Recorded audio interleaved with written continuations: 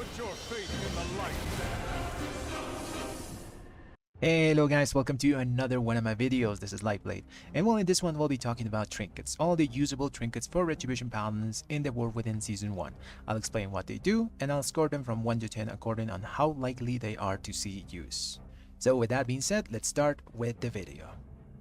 Okay, let's start with dungeon trinkets first, because normally dungeon trinkets are a bit weaker than the raid stuff that you're going to be getting, but in the War Within there are some actual outliers here that I think are going to see a lot of play because they have very interesting effects.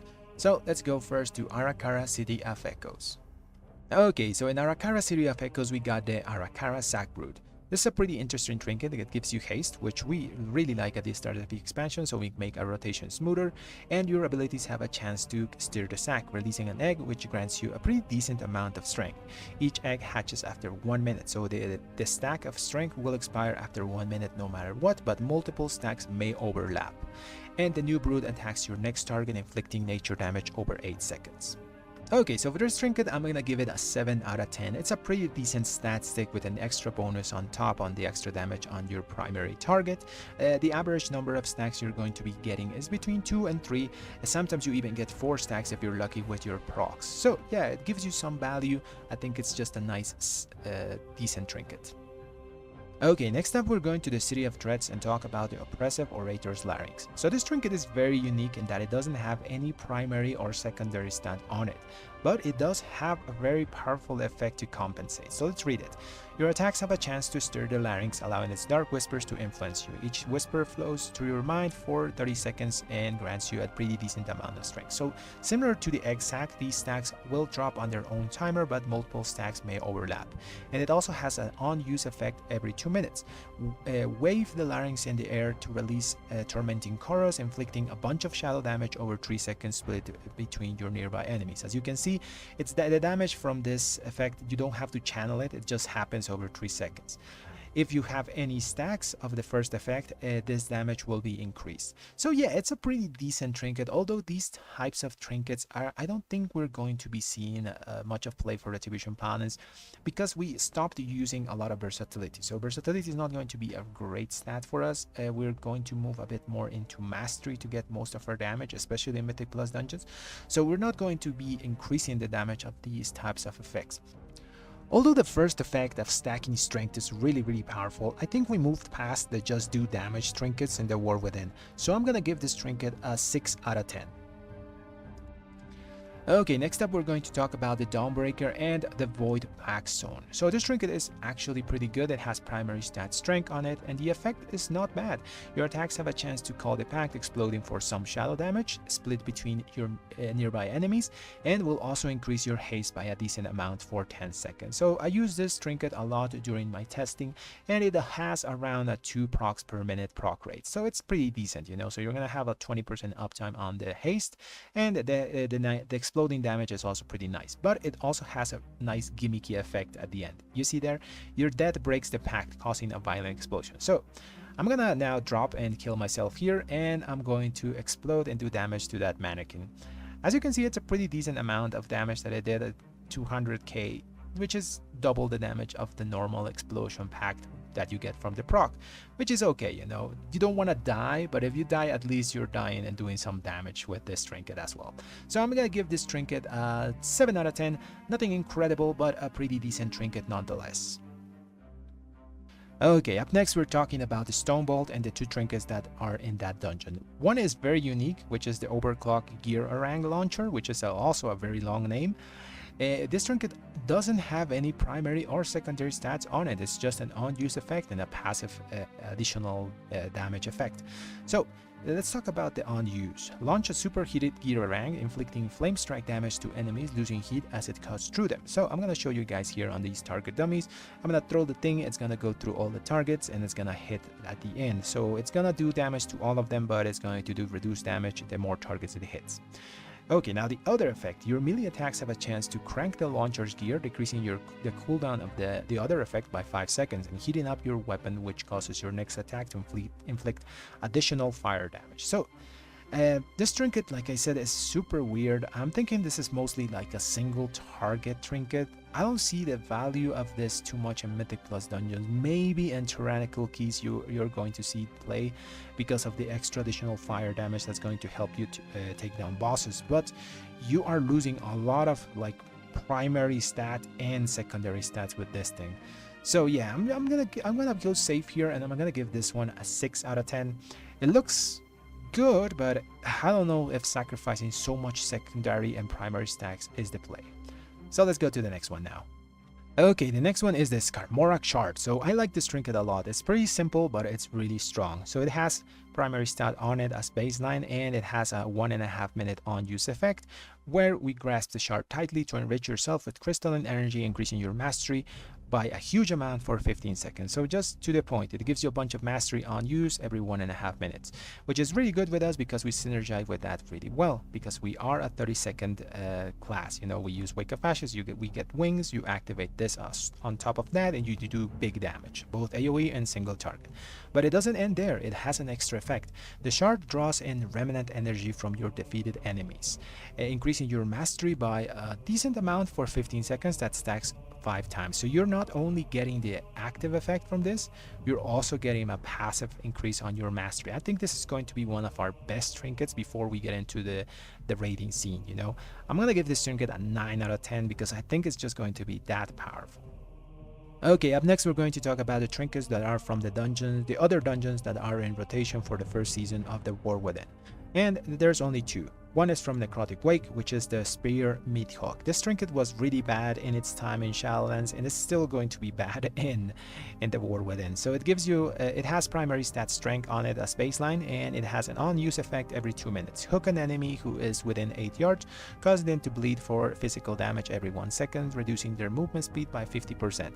This lasts 10 seconds or until they move more than 16 yards away from you. So yeah, the effect is really lackluster. The tuning was really bad in Shadowlands for this thing. It didn't do any damage at the end of the key. It was less than 1% of your damage dealt from this trinket. So yeah, I'm not seeing that this is going to see a lot of play. I'm gonna give it a 3 out of 10. Yeah, it's very bad trinket. Now let's go to Grim Battle. Okay, so in Grim Battle we have a really decent trinket, and this is the Mark of Kadros. So this trinket is really simple. It just gives you a bunch of strength baseline and an on-use effect every 1.5 minutes that gives you a ton of mastery. So in that regards, it's pretty similar to the shard that we already talked about, the Skarmorak Shard. But I'm thinking the Mark of Kadros is just going to be a bit weaker than the shard because of the secondary effect of this, the shard. You know, whenever something dies, you get extra mastery. So yeah, Mark of Kadros, I'm gonna give it an 8 out of 10 because it's still going to be really good. If you get it before you get your shard in The War Within, I think you can use it until you upgrade it to this other trinket. Okay guys, let's talk about raid trinkets, and the first one is going to be the Mad Queen's Mandate. So this trinket is really strong. It just has critical strike on it as baseline, but what makes this trinket strong is the on-use effect. So it says, take what's rightfully yours, gorging on your target's essence to deal 2.1 million shadow damage. So it does a ton of single target damage and heals you over time, over 2 seconds. Damage and healing is increased based on the target's missing health. So you're gonna see here, I'm gonna bite this target dummy and it's gonna do a massive amount of damage. This is basically a single target execute trinket. It also has one other effect that it says cooldown is reduced by 60 seconds if this effect kills the target. So that's not going to happen pretty often in raids unless you have ads, but in Mythic Plus situations you are going to basically have this trinket as a 1-minute cooldown trinket because you want to execute stuff with it. You know, it's pretty useful on, like, let's say primary targets that you want to kill fast. Yeah, it might see some play in Mythic Plus dungeons just because of that, and if it's really highly tuned. I'm gonna give it, just to be safe, an 8 out of 10. I know I said that Retribution Paladins are going to move from just do damage trinkets, but these types of like last boss trinkets are normally very highly tuned. Blizzard wants those trinkets to be overpowered, so it might see some play in Mythic Plus situations. Now let's go to the next one. Okay, up next we're going to be talking about the Obinax Mercurial Egg. So this trinket is a stat stick with a gimmick. So it doesn't have primary or secondary stats on it by default, but you will get them while doing the effect. So let's read it. Equip, carefully balance the egg's incubation. While stationary, you gain 132 strength every 1 second, up to 30 times, diminishing while moving. While moving, you gain 133 of your highest secondary stat every 1 second up to 30 times, diminishing while stationary. So when you move, you get secondary. When you stay still, you gain primary stats. Additional stacks over 20 grants only 60% of the benefits. So, oh yeah, and you have an additional effect that every 2 minutes you can suspend the egg's incubation state for 20 seconds. That means that your stacks of the trinket are just going to stay still for 20 seconds every 2 minutes. So the ideal way of using this trinket is to get your primary stacks to 20 and your secondary stats to 10, and try to balance that out, moving a little bit in between doing your abilities. It's really gimmicky, but if you can maintain that type of balance, you're going to get the optimal value of this trinket. Obviously, every 2 minutes you can just press the thingy and just keep your stacks at one point, you know. Let's say you want them to be at 2010, you just press the trinket and they're gonna stay like that for at least 20 seconds, so you can just do your rotation as normal. So yeah, pretty gimmicky, pretty weird trinket. It's probably going to seem incredibly well, but getting the full value is going to be very tricky. I'm still going to give it a 7 out of 10. I think it might see use if you take your time to actually do the trinkets mechanic. Let's go to the next one. Okay, the next trinket we're going to talk about is the Secrant's Endless Arsenal. So this trinket has strength as baseline on it, and it has 3 different on-use effects that are going to swap one each after the other. Okay, the first effect is called Shuriken Flourish, and it basically leaves a dot on your target for 3 seconds, and you gain a parry and avoidance until the next weapon is drawn.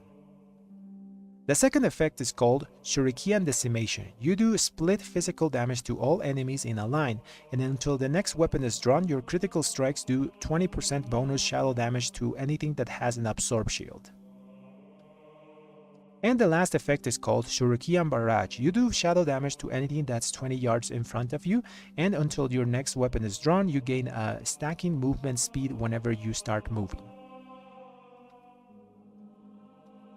As for the score to Secrant's Endless Arsenal, I'm gonna give it a 6 out of 10. Although the damaging effects are varied, as an unused trinket, I think we're better off with just something that increases our raw stats in the way that Retribution Paladin works in the War Within.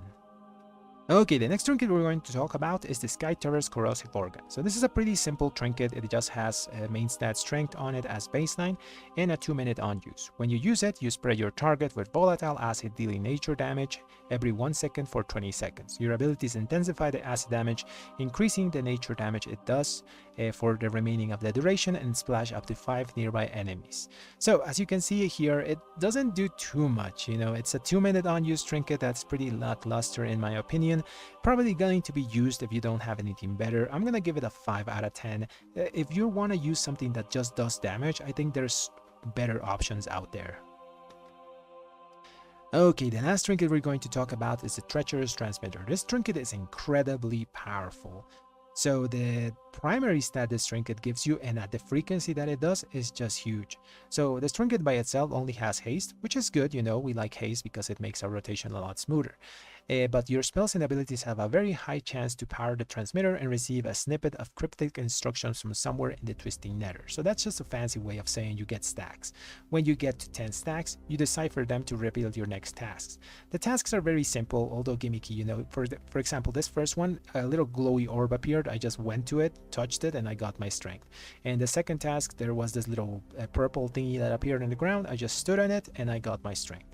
Like I said before, the amount of primary stat this trinket gives you is massive. 11,000 strength for 15 seconds is just a very high amount of extra damage that you're going to be getting, and the frequency at which you get 10 stacks is around 1 to 1.5 minutes, so it just lines up perfectly with our cooldowns. I'm gonna give this trinket a 9 out of 10. Like I said, I'm thinking this is going to be one of our best in slot trinkets. And that's the end of the video, guys. Those are all my predictions on trinkets for Retribution Paladins and the War Within. Hopefully I could help you understand what they do to prepare you for when they are live. And as always, if you enjoyed the video, leave a like on it and subscribe to the channel. Thanks for watching, everyone.